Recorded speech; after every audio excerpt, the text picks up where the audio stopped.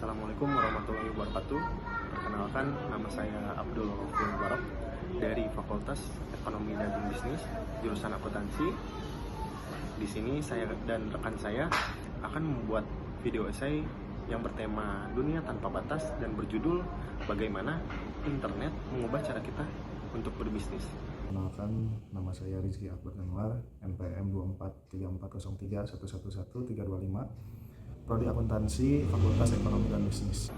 Sebelumnya, dunia tanpa batas adalah merujuk pada kondisi di mana letak batas-batas geografis, politik, dan budaya semakin menjadi kabur atau bahkan tidak relevan, terutama dalam konteks bisnis dan ekonomi. Salah satu faktor utama yang mendorong terjadinya dunia tanpa batas adalah internet. Lanjut, bagaimana sih internet dapat merubah cara kita untuk berbisnis? Ada beberapa cara ataupun tips yang bisa dilakukan. Yang pertama adalah perdagangan elektronik atau e-commerce. Internet telah memungkinkan munculnya e-commerce di mana barang dan jasa dijual secara online tanpa memerlukan toko fisik. Perusahaan seperti Tokopedia, Shopee, ataupun Alibaba memungkinkan transaksi global dengan mudah. Dampaknya, bisnis kecil hingga besar dapat menjangkau pasar global dengan mudah, ataupun konsumen memiliki akses ke berbagai pilihan produk dari seluruh dunia tanpa harus berpergian. Yang kedua, komunikasi global. Internet memungkinkan komunikasi secara instan melalui email, pesan instan, dan video konferensi seperti platform Zoom, Slack, ataupun Microsoft Teams yang telah menggantikan sebagian besar metode komunikasi tradisional seperti surat fisik atau pertemuan tatap muka, yang berdampak kolaborasi antar tim atau perusahaan yang berbeda negara menjadi jauh lebih mudah, dan pertemuan bisnis bisa dilakukan secara virtual tanpa harus melakukan perjalanan fisik. Yang ketiga, akses pasar global. Internet membuka akses pasar global untuk sebuah jenis bisnis. Contoh, perusahaan kecil di Indonesia misalnya menjual produk ke pelanggan di Amerika Serikat, Eropa, ataupun Afrika dengan biaya yang jauh lebih rendah dibandingkan dengan metode konvensional. Dampaknya, yang pertama, bisnis yang dulunya hanya lokal kini bisa bersaing di pasar global.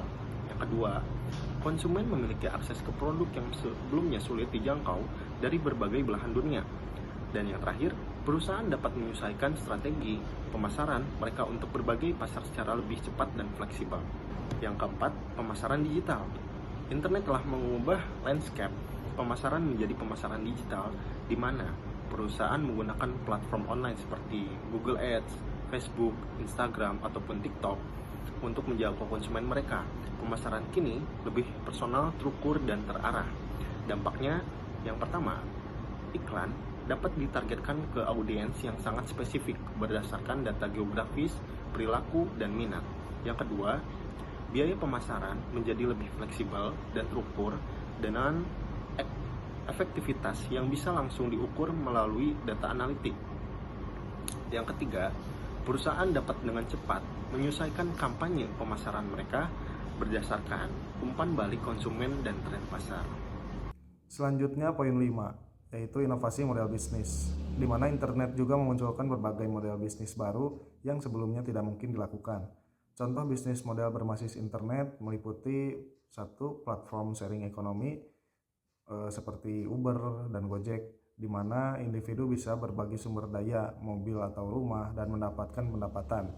Yang kedua, ada software as a service, model di mana perusahaan menyediakan perangkat lunak berbasis cloud seperti Google Workspace, Salesforce yang diakses melalui internet. Dampaknya, model bisnis baru memberikan kesempatan lebih banyak bagi orang banyak untuk terlihat dalam ekonomi digital. Inovasi terus mendorong penciptaan lapangan kerja dan menciptakan sektor ekonomi yang lebih dinamis. Poin 6 yaitu efisiensi operasional dan otomatisasi, di mana teknologi internet memungkinkan otomatisasi berbagai proses bisnis seperti manajemen inventaris, pengiriman, hingga analisis data pelanggan. Perangkat lunak berbasis cloud dan teknologi AI atau ML juga mempermudah pengelolaan bisnis. Dampaknya, bisnis bisa mengurangi biaya operasional dengan otomatisasi tugas-tugas rutin, dan juga efisiensi meningkat karena berbagai alat internet dan teknologi berbasis data membantu pengambilan keputusan yang lebih baik dan lebih cepat. Proses kerja juga lebih transparan dan mudah dikelola dari berbagai lokasi secara global. Poin 7, pengurangan hambatan masuk atau barriers to entry.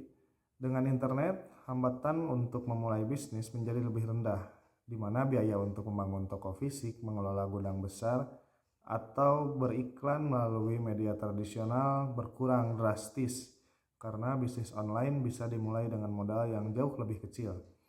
Dampaknya, lebih banyak usaha kecil dan individu dapat masuk ke pasar dan bersaing dengan perusahaan besar.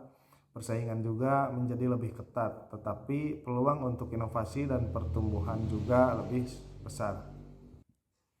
Terakhir, kerjasama internasional, di mana perusahaan kini bisa bekerja sama dengan mitra internasional dengan mudah melalui internet.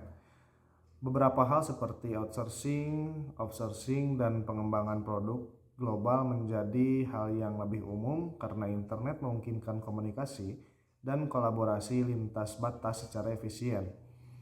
Nah, untuk dampaknya, perusahaan kini dapat mengakses sumber daya dan talenta global dengan lebih mudah, dan juga munculnya pasar baru dan kesempatan untuk beroperasi di berbagai wilayah dengan biaya rendah.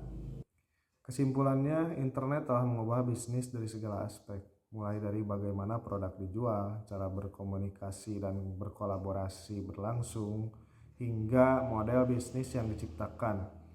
Dunia yang semakin terhubung dan tanpa batas ini memungkinkan bisnis berkembang lebih cepat dan berinovasi lebih banyak. Sementara secara bersamaan hal tersebut juga menjadi tantangan seperti persaingan global yang ketat dan kebutuhan untuk adaptasi cepat terhadap teknologi baru.